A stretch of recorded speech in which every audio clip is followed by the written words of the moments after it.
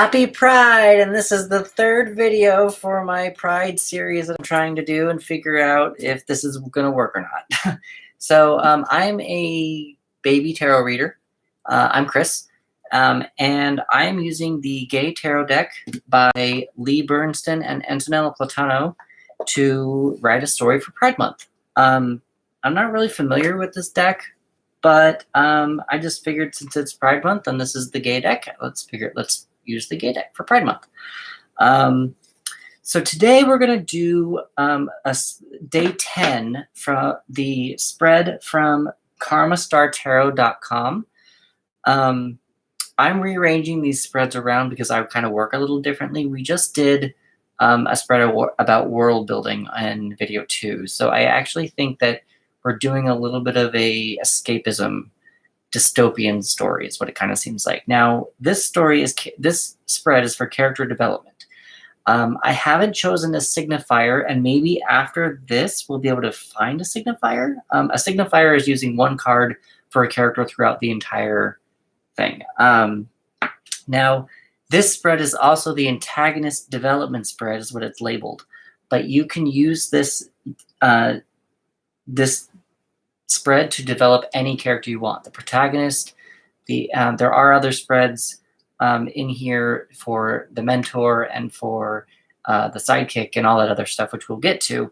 But in general, you can use this spread to use any of these. And also, I'm using this as a guide, so if anybody wants to follow along, I'm probably going to be putting these spreads on my Instagram and on my website, on my blog. And not only that, I want to post pictures so you can follow along, but also you guys can write this. If this sparks something in you as a writer and you want to write this story, go off and have at it. I'm not going to copyright it. I'm not going to come after you. You do whatever you want. I'm just kind of using this as an example tool about how you can use tarot cards to develop a story and tell a story. So let's figure out our main character.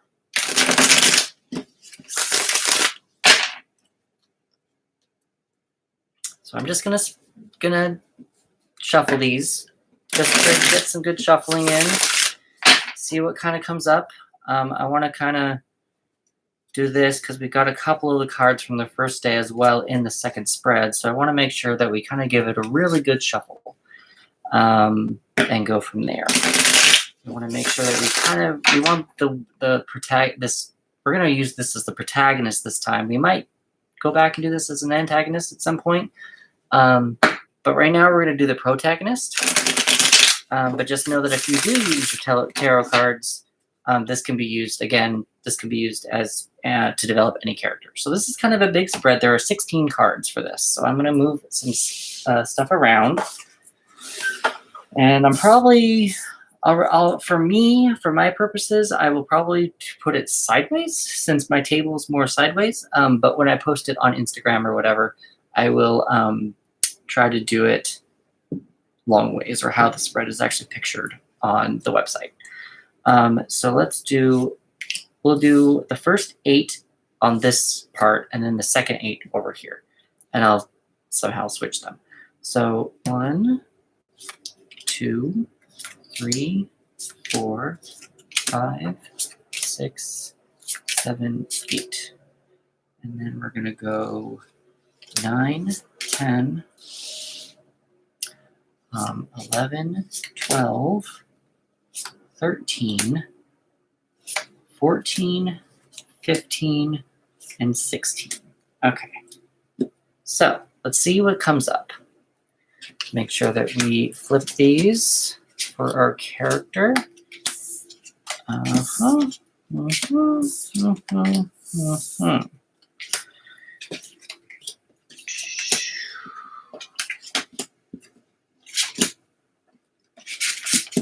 All right, so we've flipped all of them around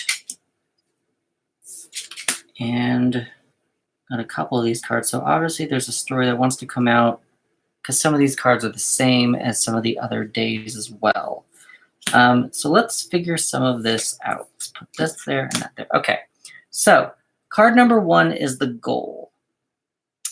we've got the Guide of Wands, and the guides are usually like the queens. So the goal, we're dealing with a dystopian world here. We're dealing with a world that people want to go to not deal with their problems. So maybe this is a hidden goal. We're going to see what the rest of the spread says. But I'm wondering if this is the Guide of Wands. Like, I'm wondering if they want to find their passion with the easy way out. That could be something. That could be that, find their fire, find where they belong, kind of a thing. That might find their drive, just finding the easy way out. So goal number 2 is the background of this the character. So 2, 3, and 4. So we've got the Guide of Swords, which is reversed. We've got the 2 of Swords, and we've got the 2 of Pentacles reversed. So in the past, they were not able to juggle something. That's the 2 of Pentacles. That's usually juggling something or actually having some self-restraint, being able to handle 2 things at once mentally. The 2 of Swords is usually it's about meditation, or not meditation, I'm sorry. It's usually about making a decision. And I think that this is more like we have to meditate on the decision. So maybe they meditated on the decision and they made the wrong decision.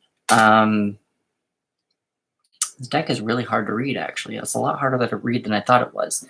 But with the Guide of Swords reversed, I wonder if there was a woman. I mean, this is a man. I mean, it's the guide. I mean, this is a gay deck. So was there a sword that stabbed this guy in the heart? I guess we'll make him a gay lead character. Why don't we make a gay lead character? So he's actually, so this character is very, he wants to escape and go to find somewhere easier to deal with his problems. And he thinks taking the easy way out will be able to do that. So obviously a past relationship stabbed him, didn't work out very well. So he had to make a decision about whether to leave or not, and he didn't handle that very well. He wasn't able to balance it. He didn't feel balanced. He now feels unbalanced, which is probably why he's going to this dystopian world where he doesn't have to think about his problems anymore. Number 5 is the background of the motivation. And right here we have the Man of Swords. And the Man of Swords is usually like the knight of the knights in the regular tarot decks. And knights are the go-getters, and swords are the ones that think really fast. So if we think about the man here, he's actually doing his work. He's the picture is him doing sciencey stuff, but this is a reversed card. So I think that maybe with all of his decisions that he made, he was not able to work clearly, and his work stopped. It says it's the background of the motivation, so maybe that's, but it says how they fuel. So I'm wondering, like, what fueled their motivation. I think that maybe they got sick and tired of their work. This man, he got tired of his work, and he felt burnt out, and he's brokenhearted, and he's not able to handle things right now. He's trying to find the next step and not willing to go through the heartache of getting over someone, if that makes sense. So 6, 7, and 8 are 6 is the self view, and we've got temperance. Obviously, he thinks he's doing the right thing. He thinks he's like happy cooking. He thinks he's doing the right thing. He thinks he's going to be happy going here. He thinks it's going to be stable. He thinks it's going to be great. He thinks this is the right decision for him, which obviously is not. Number 8 is the close external view. I think I don't have a card out. 1, 2, 3, 4, 13, 14. Oh, I do. Okay, sorry. I thought I lost a card, but I didn't. Okay, so the public external view. This is the protector. This is the 3, and the 3 in the actual tarot deck is the Empress. Yes, the Empress. Which is, she's like motherly. She's usually shown as pregnant. So actually this guy seems to be a really happy guy on the outside. He seems to be good with kids. He seems to be not hating himself on the outside, and he seems to be having an already good life. He's just happened to have some stumps in the road that everyone kind of goes through. But let's see what the next card says. Number 8 is the close external view is strength. And it's not reversed.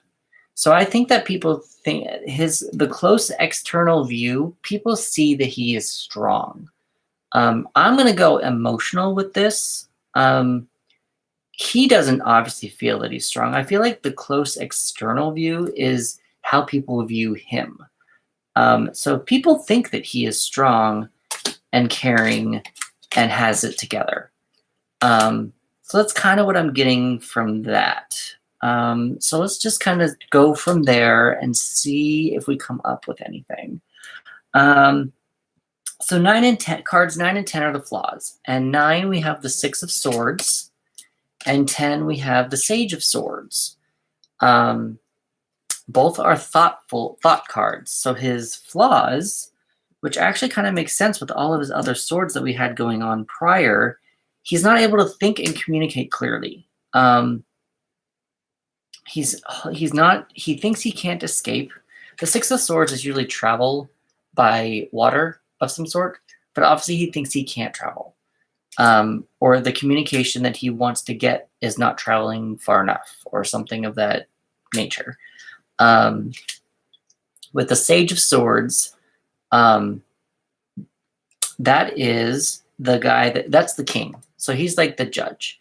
So obviously he's not judging his thoughts very well. He's not thinking clearly. His heartache from the past and him being unbalanced is not letting his thoughts speak clearly to himself. Now, 11 and 12, redeeming qualities. So we've got justice and we've got revelation.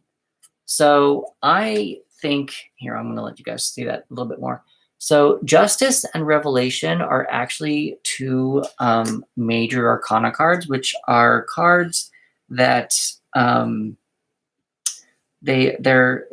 tarot is separated into 2 sections, the major arcana and the minor arcana. And the major arcana is like this: justice, temperance, chariot, revelation, self-hatred, all that kind of stuff is the major stuff. So that's like the major decisions that people have to make in their lives. The I'm getting married, the where I'm moving to, all that kind of stuff. But the 2 of Swords, the 2 of Pentacles, the Guide of Sword, that's a person. The 6 of Swords, those are like your daily problems. Like, let's go get some milk from the store today. That's kind of how the major and that's how I see the major and the minor are kind of separated. So his good qualities, his redeeming qualities, is that he has justice. He knows what's fair.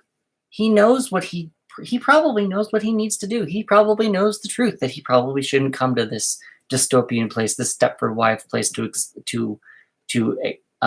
escape his problems. I don't know.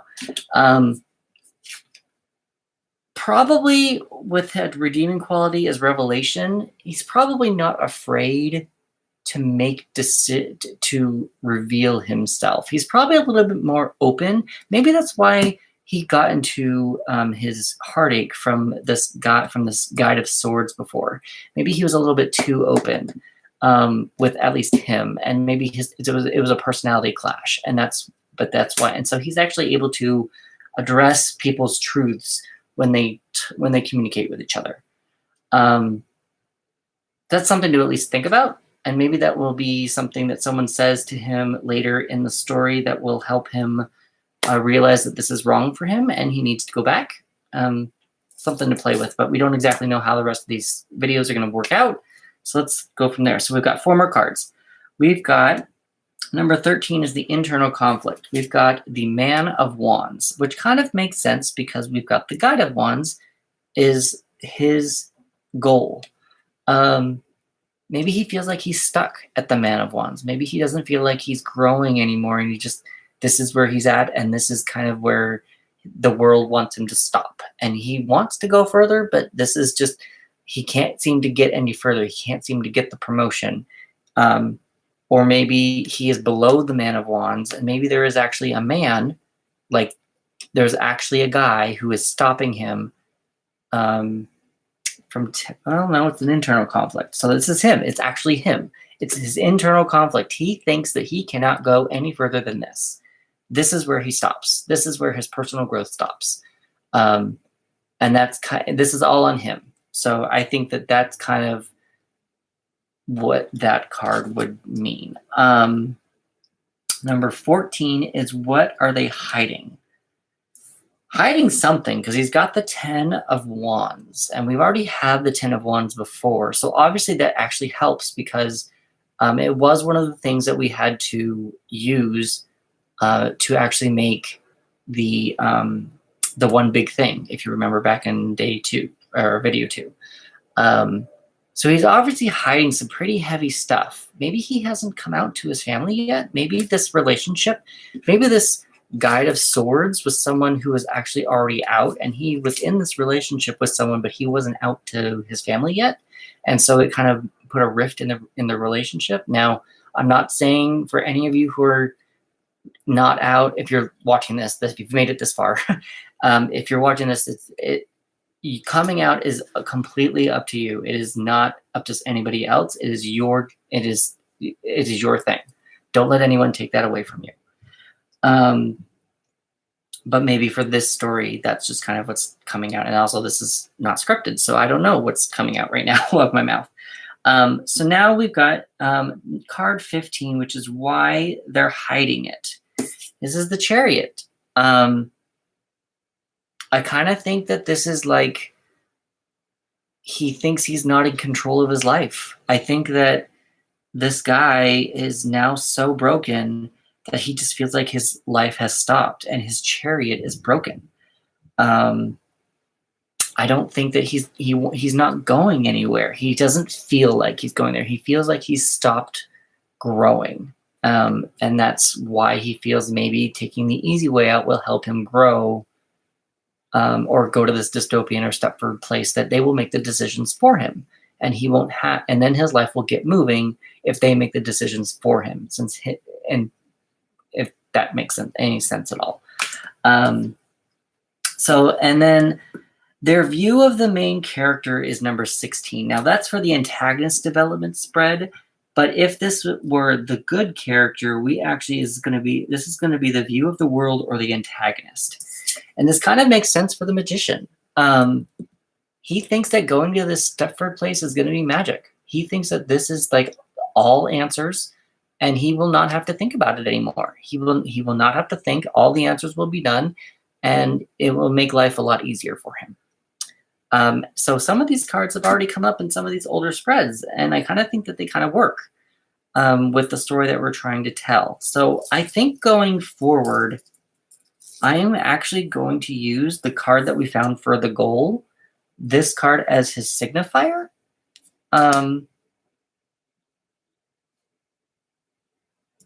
You know what? I'm actually not. I am going to use the Sage of Wands when I find him. He's in the deck somewhere. I'll use the Sage of Wands because it's one step up, and he feels like he's stuck at the Man of Wands. So maybe if I use the Sage of Wands or the Man of... Wait. Yeah. If I use the Sage of Wands as his signifier, that's the top that he can get, the king. That's like the king of what he wants to get to.